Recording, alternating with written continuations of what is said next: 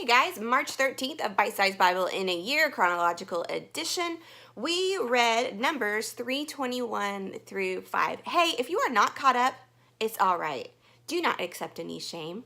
You're still reading. You know what? And even if you haven't read for a while and today you're reading or listening to this video, celebrate the small victory. Don't feel bad. Just, you know what? Pick up and start over. Okay, so Deuteronomy 3:21 through 5. Moses is continuing to give his final instructions to the Israelites. And we see in verse 325 that he was really upset about not being able to enter the promised land because of his previous disobedience. You know, when it happened back, earlier, we don't really get to hear Moses's reaction to it. But here it says that he really wanted to enter, and God said, no, Joshua, I'm going to have Joshua lead the people in. And Moses humbly submitted to that. And it's such a great example to us that when God calls us to do something, it's about God's will and his purposes. It is not about our ego. It's not about our calling. Yes, we have a calling. God wants to use us, but he's using us to glorify himself, to bring people into his kingdom. So great example from Moses for us to just if it's time for us to submit to something or to let something go and pass it on, we got to be okay with it. All right, chapter 4. We see Moses starting to go back over the laws, more of the laws, and he just keeps saying, remember, remember, remember. And so what we read from here on out is a lot of remember this and pass it on to your kids. And so the first thing he wants them to remember is the laws. And he says, follow these laws so that you may live, so that you can enter the promised land. And then in chapter 4, verses 6 through 8, he says, obey them completely, and you will display your wisdom and intelligence among the surrounding nations. When they hear all these decrees, they will exclaim, how wise and prudent are the people of this great nation. But he doesn't stop there. It's not all about, ooh, look at them. They're so wise and prudent. He goes on and says, for what great nation has a God as near to them as the Lord our God is near to us whenever we call on him? And what great nation has decrees and regulations as righteous and fair as this body of instructions that I am giving you today? So it was all about showing the surrounding nations that there is one true God. And that's the third thing Moses wanted them to remember, that there is one true God. So he keeps saying, I'm sorry, I think I left out the second thing. Sorry, the second thing is warnings and consequences. He wants them to remember what happens if they don't obey these laws. They're going to be kicked out of the land.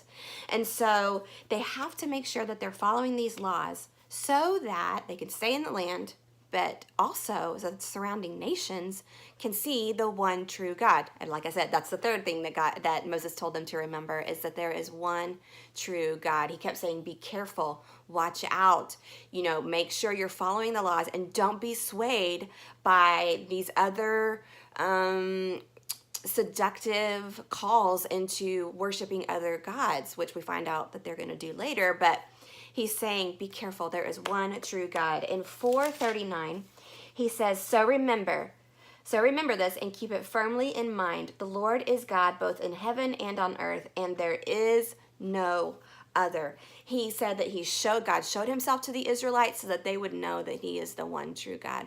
So Moses is, right before he dies, is passing all this on. He's giving it back to them. Remember, Moses has really kind of been there. He has interceded for them over and over and over again. There's been times when God has been like, okay, I'm done with these people. I'm going to kill them and we're going to start over. And Moses intercedes and intercedes and intercedes. Well, Moses is about to die. He's not going to be around to do that anymore. And so Moses is trying to impart, guys, this is what you have to do. And so we see why he feels so strongly about that in 5:23 through 27. He says, he's talking about when they were at the foot of Mount Sinai. Remember, he showed up in fire and smoke, and he showed himself to the Israelites. And this is what Moses says now about that time when that happened. He says, but when you heard the voice from the heart of the darkness, while the mountain was blazing with fire, all your tribal leaders and elders came to me. They said, look, the Lord our God has shown us his glory and greatness, and we have heard his voice from the heart of the fire. Today we have seen that God can speak to us humans, and yet we live. And then there's a but.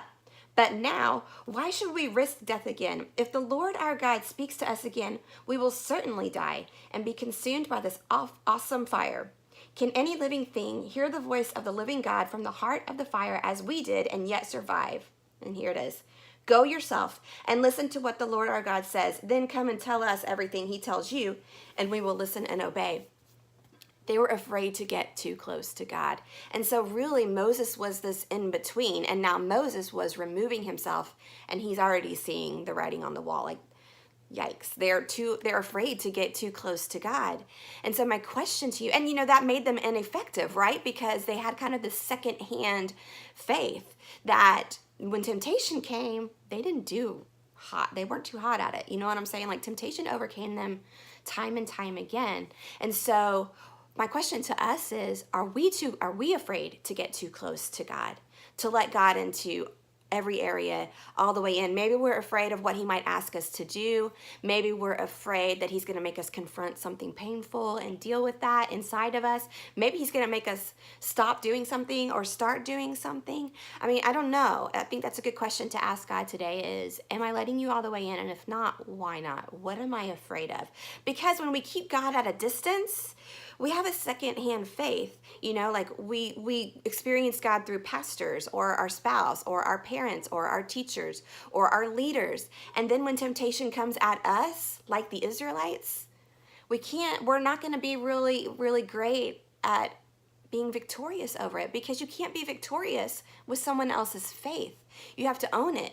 And so that is my prayer for us today, is that we would say, God, I want to let you all the way in, so that I can experience you like myself, and I can experience you deeply and effectively. And so when temptation comes at me, I have a closeness with you that sustains me and makes me victorious. So ask God today, am I not letting you in, and why?